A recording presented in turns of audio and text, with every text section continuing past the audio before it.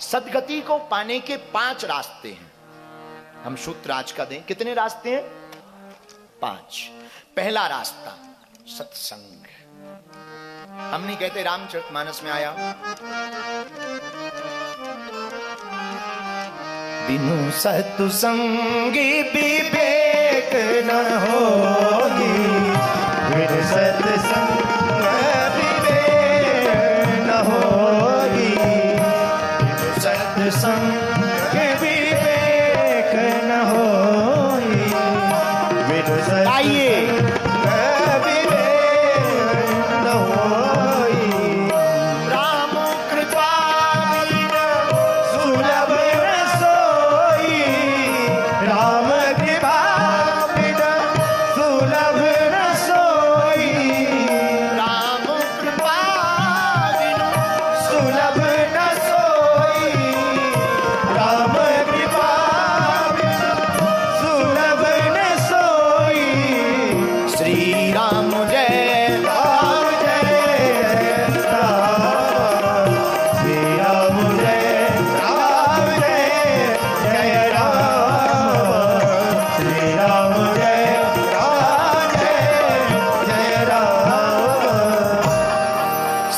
को पाना है 5 रास्ते। पहला सत्संग है। दूसरा रास्ता तपोगुण या सेवा सुमरन। सेवा से भी आप सदगति पा सकते हैं, सुमरन से भी आप सदगति पा सकते हैं, या तप करके भी आप सदगति पा सकते हैं। तीसरा रास्ता सदगति को पाने का है, वो है सदगुरु की शरणागति, अपने गुरु की शरणागति। अगर आप गुरु की शरणागति पा लेते हैं, शास्त्र कहते हैं, तब भी सदगति होगी। चौथा सदगति को पाने का रास्ता है मैं का अहम, मैं कर रहा हूं इसका वहम अगर त्याग दोगे तो भी सदगति पा जाओगे। मैं का अहम, मैं कर रहा हूं इसका वहम, ये भी बहुत खतरनाक है। किसी गांव में कुत्ता जा रहा था, अब हम ये नहीं बताएंगे कि वो उत्तराखंड का था, जा रहा था तो जा रहा। महाराज आप बुरा मत मारिए, पुजारी जी, कुत्ता कुत्ता तो कुत्ता है, जा रहा था तो जा रहा था। बैलगाड़ी के नीचे पूंछ टचती बैलगाड़ी में, कुत्ता को लग रहा था बारे हम बैलगाड़ी चला रहे। और कुछ ऐसे ही हम लोग भी हैं। उस कुत्ते ने सोचा कि आज तो कुत्तों में हमारा वर्ल्ड बुक, गिनीज बुक में हमारा नाम लिखा जाएगा। एक कुत्ता इतना पावरफुल हुआ कि बैलगाड़ी लेके जा रहा, तो उसने सोचा जरा चेक कर लें कि हम ही चला रहे हैं कि कोई और। पूंछ टच थी मात्र, पूंछ छुई हुई, तो वो रुका। किस्मती की बात कि बैलगाड़ी का पहिया एक पत्थर में अटक गया तो गाड़ी रुक गई। अब तो उसे कन्फर्म हो गया, वाह हम ही बैलगाड़ी चला रहे हैं। उसने अब मन ही मन तो वो टॉमी बड़ा खुश हुआ। टॉमी को लगा कि आज तो हमारे दादा परदादा बहुत खुश होंगे जो मर गए। कुत्तों में आज तक ऐसा किसी ने काम ही नहीं किया कि बैलगाड़ी चलाए। कुत्ता बड़ा खुश। भगवान ऐसे लोगों को जल्दी ठिकाने लगा। तब तक बैलगाड़ी मंजिल तक पहुंच गई। गाड़ी के मालिक ने बैलों को हटाया। अब विचार करो, जब तक बैल होते हैं तब तक गाड़ी ऊपर रहती है, जहां बैल हटे सोई नीचे आई और टॉमी की चाउमीन बन गई। फैल गए वो, एकदम चाउमीन बन गई।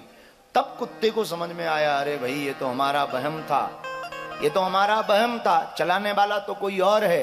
वैसे ही हम लोगों को लगता है कि हम कर रहे हैं, करने वाला कोई और है। ये वहम को तोड़ना ही सदगति का रास्ता है। सदगति पाना है, ये चौथा उपाय। पांचवा, सदगति को पाना है तो मछली की तरह प्रभु से प्रेम करो। किसकी तरह? मछली। ये सूत्र बहुत अद्भुत है। भक्ति के मार्ग में गोस्वामी जी ने मीन का बड़ा प्रयोग किया। मीन का, मछली का बड़ा प्रयोग किया।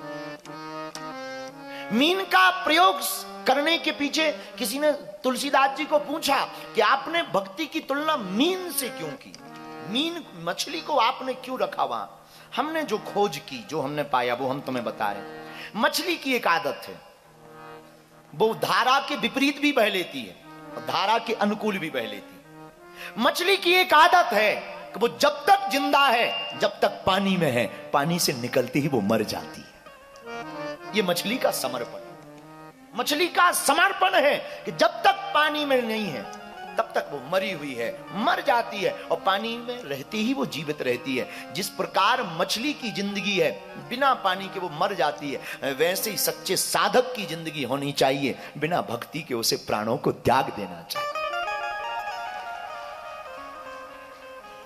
व्यर्थ है जीवन, ऐसा मान लेना चाहिए। एक और मछली की आदत है, मछलियों से एक और सीखो। हमने किसी संत के मुंह से सुना था, हमें याद आया, मछली पकड़ने वाले लोग जब जाते हैं तो मुट्ठी में, पहले के जमाने में जाल ले जाते थे, उसको क्या कहते हैं, जाल को क्या कहते हैं, मछली के जाल को जाली कहते हैं, बंसी अलग है। हाँ, जाल ले जाते थे तो हाथ में दाना ले जाते थे, किनारे पर खड़े होकर के दाना फेंकते थे, मछलियां आती थी, जाल में फंस जाती थी, और बड़े बड़े मछलियां फड़फड़ाती रहती थी, कुछ नहीं बिगाड़ पाती। लेकिन उस जाल के उस पकड़ने में एक नई तरकीब होती थी। कुछ मछलियां, जब दाना वो फेंकने वाला मछुआरा फेंकता था तो कुछ दाना उसके पैरों के पास गिर जाता था, तो छोटी छोटी मछलियां वहां आकर के चरणों के पास में दाना खाने लगती थी। जो चरणों के पास आ जाती थी वो जाल से बच जाती थी, और जो दूर जाकर के दाना खाती थी वो जाल में फंस जाती थी। सिद्धांत है कि अगर आप चरण के पास रहोगे तो आप बच जाओगे, और अगर आप दूर रहोगे सदगुरु से, भगवान से, तो आप भी माया जाल में फंस जाओगे।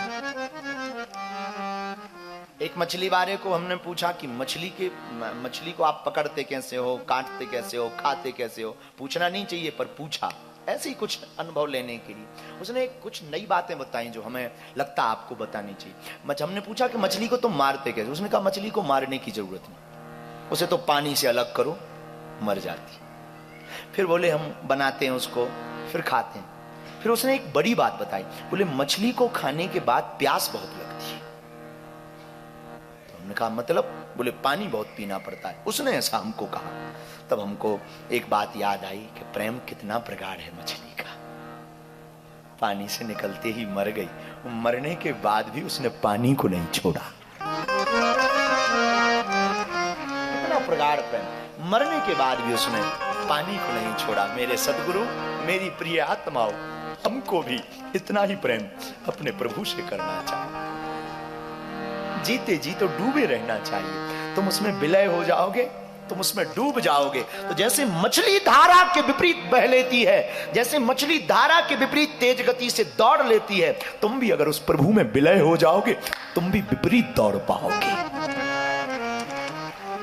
वरना धारा के विपरीत बड़े बड़े हाथी, बड़े बड़े गज, बड़े बड़े दिग्गज, बड़े बड़े तैराक बड़ी मुश्किल से धारा के विपरीत बह पाते हैं। और धारा का प्रवाह तेज हो, बड़े बड़े तैराक चूक जाते हैं और बह जाते हैं, गज बह जाते, भवन बह जाते, बंगले बह जाते हैं। पर धारा के विपरीत छोटी सी मछली चलती रहती है।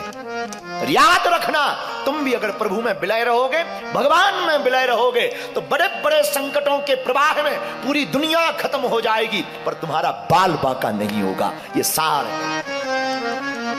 सदगति को पाना है आपको, तो 5 चीजों को, सूत्र को आपको मानना है। सदगति आपको प्राप्त हो सकती है गुरु कृपा से। ट्रेन वाली चर्चा हम आपको कहें, पूज्य श्री विनीत बिहारी दास जी महाराज, क्या कहते बाबा कहते हैं, एक आदमी ट्रेन पे गया, बहुत सामान लिए था, अमीर आदमी था, टिकट नहीं थी, पूरी रास्ते भर हैरान रहा। सामान बहुत था, अमीर था, पर टिकट नहीं थी, तो पूरे रास्ते भर हैरान रहा। एक और आदमी ट्रेन में चढ़ा, फटीचर था, पर टिकट थी, आराम से सोया। एक आदमी बहुत अमीर था, सामान बहुत था, टिकट नहीं थी, पूरे रास्ते हैरान रहा। एक सीट दे दो ना साहब। अरे रुक जाओ, एक तरफ खड़े हो, अभी हमें चेक कर लेने दो, बाद में आते हैं। सब जगह चेक किया, तब बोला कहीं टिकट नहीं है, फाइन लगेगा, और 1200 रुपया दो तो तुम डब्बे में रह सकते हो, वरना जनरल में जाओ। क्योंकि टिकट नहीं, तो पूरी रात बेचारा खड़ा रहा। अमीर था, सामान बहुत। एक गरीब था, फटीचर, जेब में कुछ नहीं, आंख में कुछ नहीं, टिकट थे, आराम से सो रहा था, कोई टेंशन नहीं। टीटी ने आकर के, भाई साहब टिकट है, ये ले। यही दुनिया में अगर तुम्हारे पास बहुत संपत्ति है, बहुत नाम है, पर गुरु कृपा की टिकट नहीं है तो तुम परेशान रहोगे। और तुम्हारी जेब में फूटी कौड़ी भी ना हो पर गुरु कृपा की टिकट है तो तुम संसार में मौज के साथ सोओगे, आराम के साथ सोना है। तो आपको भक्ति की टिकट लेनी पड़ेगी, नाम जप की टिकट लेनी पड़ेगी, प्रभु नाम की टिकट आपको लेनी पड़ेगी। अगर प्रभु नाम की टिकट आपने ले ली तो फिर क्या करना,